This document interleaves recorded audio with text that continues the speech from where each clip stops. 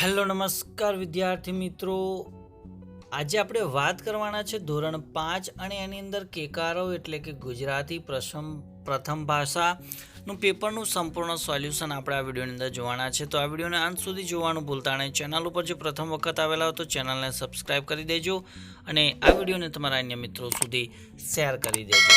તો પ્રશ્ન 1 છે કે નીચેના પ્રશ્નોના એક એક વાક્યમાં ઉત્તર લખો. એમાં પહેલો પ્રશ્ન છે કે પછી રાજાએ કંઈ કહેલું. કાકીએ એમને પૂછ્યું હોત તો આપણને સાની ખબર ન પડત.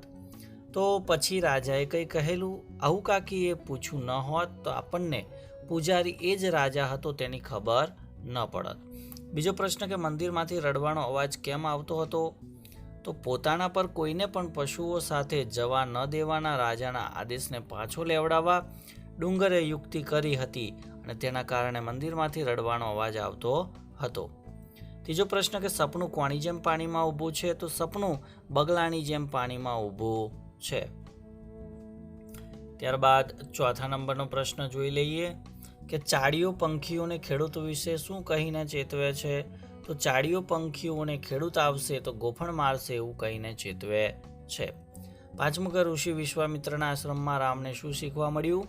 તો ઋષિ વિશ્વામિત્રના આશ્રમમાં રામને વનવાસમાં કેવી રીતે જીવવું, અયોધ્યાથી પગપાળા તેમના આશ્રમે જતા વનના લોકો, પશુ પંખીઓ અને ઝાડવા વિશે જાણવાનું અને આશ્રમમાં પોતાનું બધું કામ જાતે કરવાનું શીખવા મળ્યું. ત્યારબાદ બ છે કે નીચેના પ્રશ્નોના 2-3 વાક્યમાં ઉત્તર લખવાના છે. એમાં પહેલો પ્રશ્ન છે કે પર્વત પરના લોકોનું જીવન છોકરાના ગામના લોકો કરતાં જુદું હતું. તમને કેવી રીતે ખબર પડી. તો ભાઈ ના, ત્યાં પણ છોકરાના ગામની જેમ આસપાસ બીજા નાના નાના ગામ, દૂર દૂર બીજા પર્વત, નાના નાના ઘર, ઘરની બારીઓમાં નાના નાના છોકરા તાપણું કરી ગરબાની વાતો કરતા માણસો, આકાશમાં ઊંચે ચંદ્ર અને તારા હતા. બીજો પ્રશ્ન કે ચાડીઓ પોતાને સાણો શા માટે ગણાવે છે. તો ચાડીઓ પંખીઓને માત્ર ઉડો બોલીને જ ઉડી જવાનું કહે છે. તેમને કંઈ નુકસાન પહોંચાડતો નથી અને ખેતરનો પાક પણ બચાવે છે. તેથી ચાડીઓ પોતાને શાણો ગણાવે છે. ત્રીજો પ્રશ્ન છે કે ચિત્રકૂટ નામના સ્થળ સાથે રામ લક્ષ્મણની કઈ વાત જોડાયેલી છે. તો ચિત્રકૂટ નામના સ્થળે ભરત સમગ્ર પરિવાર સાથે આવી રામ, લક્ષ્મણ અને સીતાને પાછા અયોધ્યા લઈ જવા ખૂબ સમજાવે છે. રામ ભરત એકબીજાને ખૂબ લાગણીસભર થઈને સમજાવે છે. તે રામ ભરતના મિલનની વાત અહીંયા ચિત્રકૂટ નામના સ્થળે જોડાયેલી છે. રાજાએ મંદિરનો ઉદ્ઘાટન પ્રસંગ ઉજવવાનું કેમ ટાળ્યું. તો કેમ કે મંદિરમાંથી કોઈના રડવાનો અવાજ આવ્યો, તેના કારણે લોકો આમ તેમ ભાગમ ભાગ કરવા લાગ્યા અને પૂજા સ્થળે બધું અસ્તવ્યસ્ત થઈ ગયું એટલા માટે. ત્યારબાદ પ્રશ્ન નંબર 2 છે. ખરા ખોટા વિધાનો આપણે જોવાના છે. એમાં પહેલું છે કે જુરાસિક યુગમાં દિગ્વિજયને ગમતું ફૂલ તોડવાની છૂટ હતી, તો આ વિધાન ખોટું છે. બીજું, પહાડ પર છોકરાએ ઘણા પ્રાણીઓના પગેરા જોયા, તો વિધાન સાચું છે. રામ અને લક્ષ્મણ વશિષ્ઠ ઋષિના આશ્રમમાં ભણવા ગયા હતા, સાચું વિધાન. રાજાના આદેશથી મંદિરના આંગણામાં રવિ અને બકરીની મૂર્તિઓ કંડારાઈ, તો આ વિધાન સાચું છે. ત્યારબાદ બ છે કે વિધાન કોણ બોલે છે. તો એનો જવાબ આપણે જોઈએ કે લીલુંછમ ખાવાનું તો નથી, તો આ વાક્ય કાકી બોલે છે. નક્કામું લાખો વર્ષ જૂનું પતંગિયું, તો આ દિગ્વિજય બોલે. આ વન પર મારો અધિકાર છે, તો આ શૂર્પણખા બોલે છે. અને આ બકરીઓ ભલે ને કરતી અહીંયા શેર સપાટા, તો આ જે વિધાન છે ડુંગર બોલે છે. ત્યારબાદ ક છે કે ખાલી જગ્યા પૂરવાની છે. અહીંયા શબ્દ આપેલા છે, એનો ઉપયોગ કરીને કે ખાલી જગ્યાનું મોં વધી વધીને મોટું ગોળ મટોળ થતું હતું, તો અહીંયા જવાબ આવશે ચંદ્ર. બીજું, લક્ષ્મણ રામ સીતાથી થોડે દૂર ખાલી જગ્યાનો મહાવરો કરતા હતા, તો આવશે શસ્ત્ર વિદ્યા. રવિ ઘરે જઈને બહેનો સાથે ખાલી જગ્યા રમવા લાગ્યો, તો અહીંયા આવશે લખોટી. અને ડ છે ટૂંકનો જ લખો, ગમે તે એક રાજા અને શાંતા પરમાર.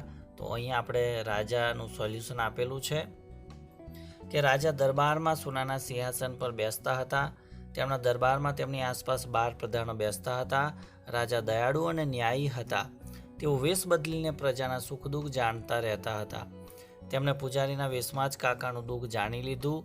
તેમને કાકીના સ્વાદિષ્ટ ઢેબરા ખાઈને તેમની પ્રશંસા કરી. તેમને કાકાની અરજીમાં કંઈ પણ લખેલું ન હતું, તેમ છતાં પોતે વિગત જાણતા હોવાથી કાકાની ફરિયાદનો યોગ્ય ન્યાય કર્યો. પ્રશ્ન 3 છે કે સૂચના પ્રમાણે કામ કરવાનું. એમાં પહેલું છે કે વાંચો, અર્થ સમજો અને ઉદ્ગાર કે પૂર્ણ વિરામની નિશાની કરી વાક્ય ફરીથી લખવાનું છે. તો પહેલાની અંદર આ પ્રમાણે લખવાનું છે કે અરે વાહ, ઉદ્ગાર ચિહ્ન. તું તો બહુ મીઠું મીઠું ગાય છે, તો અહીંયા પણ ઉદ્ગાર ચિહ્ન આ રીતે આપણે લખી દેવાનું છે. બીજું કે કૌંસમાંથી શબ્દનો ઉપયોગ કરી આપણે વાક્ય ફરીથી લખવાનું કે માણસો મરવા લાગ્યા. તો માણસો ટપોટપ મરવા લાગ્યા, તો આપણે ટપોટપ શબ્દનો ઉપયોગ કરીશું. ત્યારબાદ લીટી દોરેલા શબ્દના નજીકનો અર્થ આપણે શોધીને લખવાનું છે. તો અહીંયા આપેલું છે સુંવાળું, તો એનો અર્થ થશે લીસું અને નરમ. બીજાની અંદર છે બિરાજેલા, તો એનો અર્થ આવશે બેઠેલા. ચોથું છે કે ભાઈ કૌંસમાં આપેલા દરેક શબ્દને યોગ્ય જગ્યાએ મૂકી વાક્ય લાંબુ કરવાનું છે. તો આ શબ્દોનો ઉપયોગ કરી આપણે આ વાક્યને લાંબુ કરવાનું છે. તો જવાબ જોઈએ કે ચોમાસાની ઋતુ છે, તોય આજે આખું આકાશ એક પણ વાદળ વિનાનું દોડું દબ દેખાય છે. પાંચમાની અંદર તમે જોઈ શકો છો કે ઉદાહરણ પ્રમાણે આપણે વાક્ય બનાવવાના છે કે મને ઘણી બધી વાર્તાઓ આવડે છે.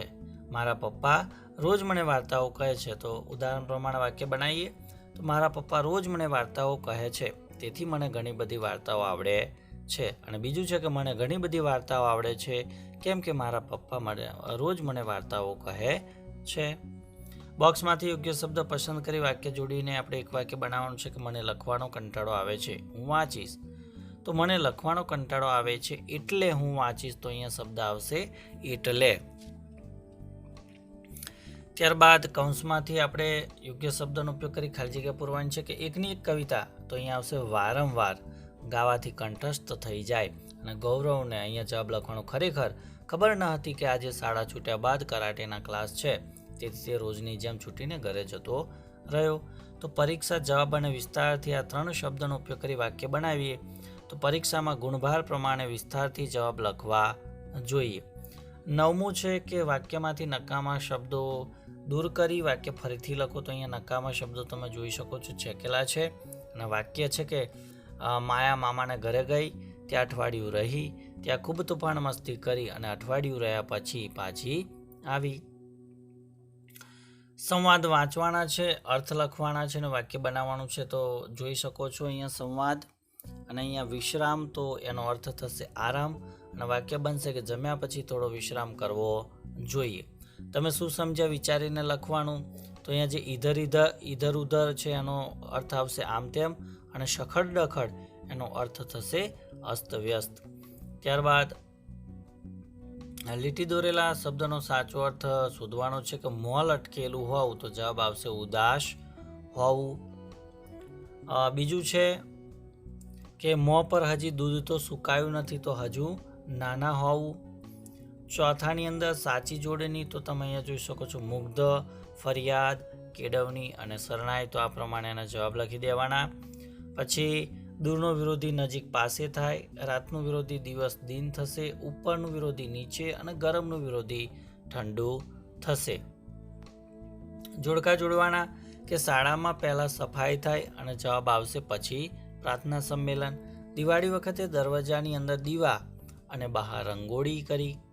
અહીં કીડીઓ છે એટલે ત્યાં ઓટલે બેસવું પડે. અને નાતાલ વખતે ચર્ચના બારણાથી છેક મેદાનના ગેટ સુધી મંડપ બાંધ્યો.